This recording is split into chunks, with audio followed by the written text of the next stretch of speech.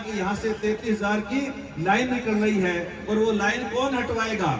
जो सरकार में बैठा आदमी है, जो राज में बैठा आदमी है, जो प्रशासन में बैठा आदमी है, वो लोग इस लाइन को हटवाएंगे या और कोई तरीका है? तो फिर हम लोग उस क्षेत्र के अंदर भागीदारी के लिए क्या प्रयास कर रहे हैं?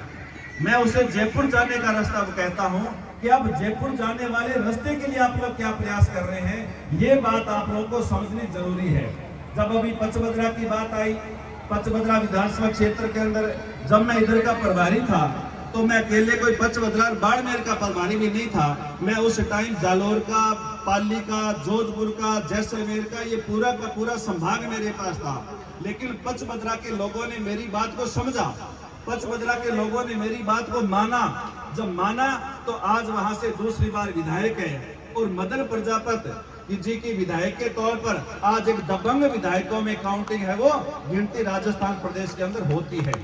तो इसलिए यदि आप लोग रास्ते को मानोगे, समझोगे, तो आप लोग मंजिल तक पहुंचोगे, और यदि आप लोग बात को नहीं समझोगे तो आप लोग कभी भी मंजिल तक नहीं पहुंच पाओगे।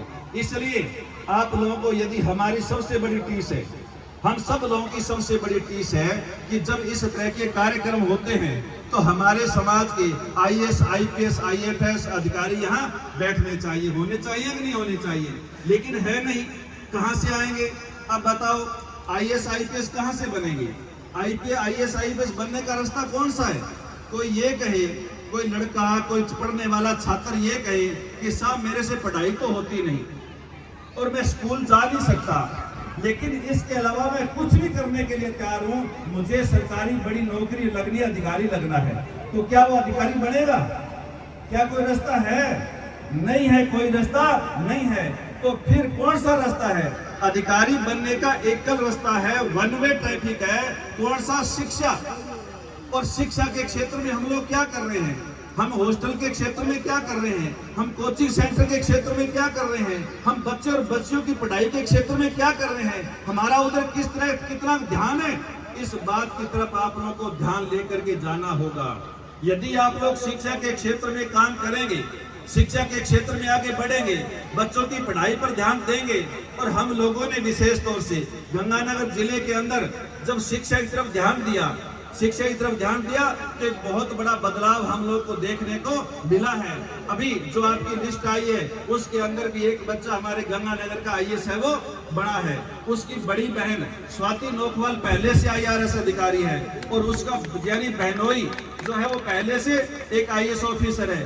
तो एक ही परिवार के अंदर तीन इंडियन सर्विस के अधिकारी है वो बने हैं। कैसे बने हैं? शिक्षा के माध्यम से बने हैं। तो इसलिए, लेकिन हम लोग कभी भी गंगानगर हनुमानगढ़ के अंदर हम लोगों ने कभी जातियों पर अपना नाम आगे पीछे करने के चक्कर में हम लोग नहीं पड़े। हम लोग जाति से, जब हम सर्टिफिकेट बनाते हैं तो जाति क्या लिखते हैं? कुम्हार लिखते हैं। और उसके अलावा हम लोग सामाजिक क्षेत्र के अंदर काम करने का, शिक्षा के क्षेत्र में काम करने का प्रयास करते हैं। तो इसलिए मेरा निवेदन है कि यदि आप लोग शिक्षा के क्षेत्र में, प्रशासन के क्षेत्र में यदि आप लोगों को भागीदारी चाहिए, तो आप लोगों का ध्यान आज से इस बात पे लगना चाहिए कि शिक्षा के क्षेत्र में हम लोग आगे क्या कदम उठा रहे हैं।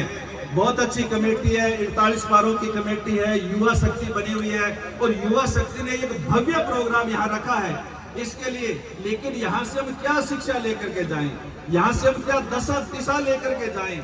यदि दिशा लेकर के नहीं जा पाओगे तो यह प्रोग्राम आपका, ठीक है, प्रोग्राम हो गया, इकट्ठे हो गए, खाना खा लिया, बात सुन ली, बात कह दी, और हम अपने अपने काम में लग जाएंगे।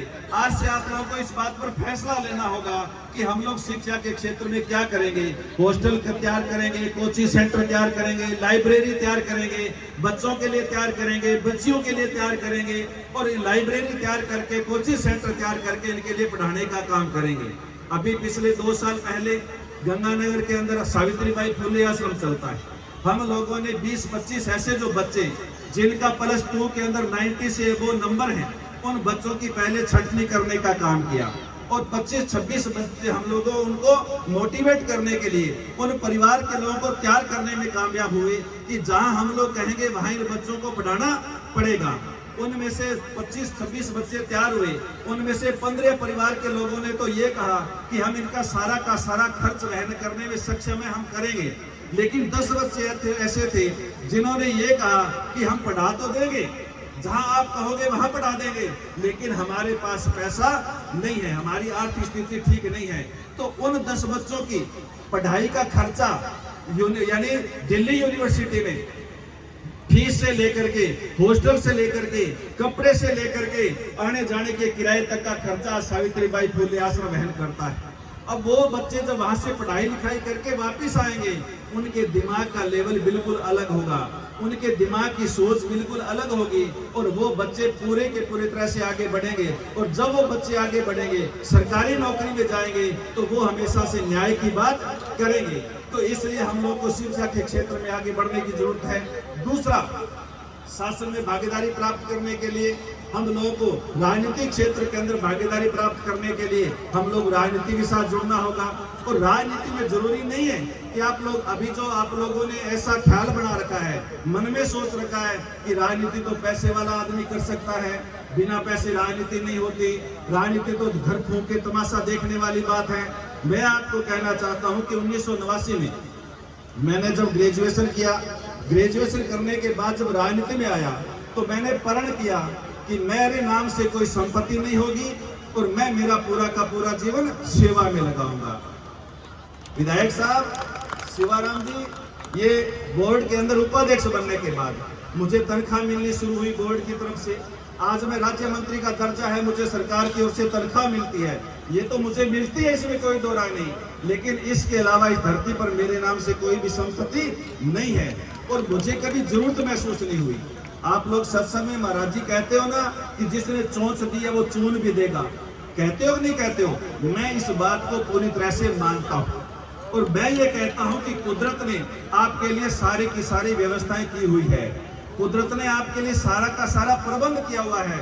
आप कैसे जीना चाहते हैं ये आपके यानी मन में की बात है। जिस तरह से आप जीना चाहते हैं कुदरत ने वैसी व्यवस्था कर रखी है। यदि आप लोग पड़ोसी के साथ झगड़ा करते हुए, परिवार वालों के साथ झगड़ा करते हुए और यानी थाने तहसीलों के चक्कर काटते काटते उम्र बिताना चाहते हैं तो कुदरत ने वैसी व्यवस्था कर रखी है। यदि आप लोग हंसते हुए, प्यार से रहते हुए, प्रेम से रहते हुए, पड़ोसी के साथ प्रेम से रहते हुए, गांव में प्रेम और भाईचारा रखते हुए यदि आप लोग अपना यानी आसानी से जीवन यापन करना चाहते हैं तो कुदरत ने वैसी ही व्यवस्था कर रखी है। अब आपके मन में है कि आपको कैसे जीना है। तो इसलिए यदि आप लोग राजनीतिक क्षेत्र में आगे बढ़ना चाहते हैं तो हमें पार्टी का कार्यकर्ता बनना होगा, पार्टी का कार्यकर्ता बनकर के ईमानदारी से काम करना होगा और ईमानदारी से काम करके हम लोगों को छोटे छोटे चुनावों के अंदर भागीदारी लेनी होगी। कोई जरूरी नहीं है कि मैं चुनाव लूं तभी भागीदारी हो, किसी के भी चुनाव में हम लोग भागीदार हो सकते हैं। और जब हम लोग भागीदार हो सकते हैं तो हमें वहां से बहुत कुछ सीखने का मौका मिलता है। मैं जालोर आज क्यों आया हूँ, मैं इससे 10 साल पहले जालोर क्यों आया था, मैं 15 साल पहले जालोर क्यों आया था, मैं बाड़मेर क्यों आया हूँ। मुझे यहाँ से चुनाव नहीं लड़ना था, तब भी नहीं लड़ना था, आज भी नहीं लड़ना है। लेकिन मेरी टीस है कि ये जो मेरे समाज के लोग बैठे हैं इनमें राजनीतिक कार्यकर्ता कैसे तैयार हो, इनमें राजनीतिक लीडरशिप कैसे तैयार हो और ये लोग किस तरह से यानी आगे बढ़े और ये लोग राजनीति के अंदर किस तरह से हिस्सेदारी ले। राजस्थान के अंदर जिस दिन मैंने कांग्रेस पार्टी ज्वाइन की उस दिन और भी बहुत सारे लोगों ने कांग्रेस ज्वाइन की थी।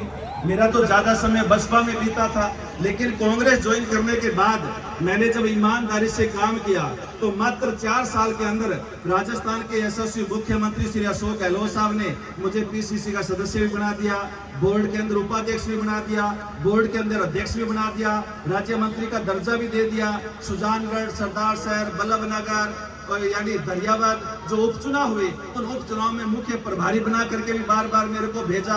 क्यों? क्योंकि उनको पता है कि ये काम करने वाला व्यक्ति है और इनको जहां भी भेजेंगे वहां ये ईमानदारी से काम करेगा। और वो सारे के सारे चुनाव जहां में भेजे वहां से हम लोग जीत करके आए और अच्छे मार्जिन से जीत करके आए। और विशेष तौर से अपने समाज के लोगों से ये भी मैं कहना चाहता हूं कि सुजानगढ़ के अंदर अपने समाज के ज्यादातर लोग हैं वो कांग्रेस से जुड़े हुए नहीं थे, लेकिन मैंने जब उनके बीच में जाकर के बातचीत की, मैंने जब उनको जाकर के बातचीत समझाई तो उन्होंने बहुतायत में है वो यानी वहां के मनोज मेघवाल के पक्ष में वोट डाल करके और इस बात का सबूत दिया कि वास्तव में यदि हम लोग काम करें, एक कार्यकर्ता के रूप में काम करें तो हम कहीं भी अच्छा काम कर सकते हैं। तो इसलिए मेरा निवेदन है कि हम लोग सामाजिक रूप से, राजनीतिक रूप से, कार्यकर्ता के रूप में काम करके और एक राजनीतिक लीडरशिप हर क्षेत्र के अंदर तैयार करने की आप लोगों को जरूरत है। उस क्षेत्र में भी काम करने की जरूरत है।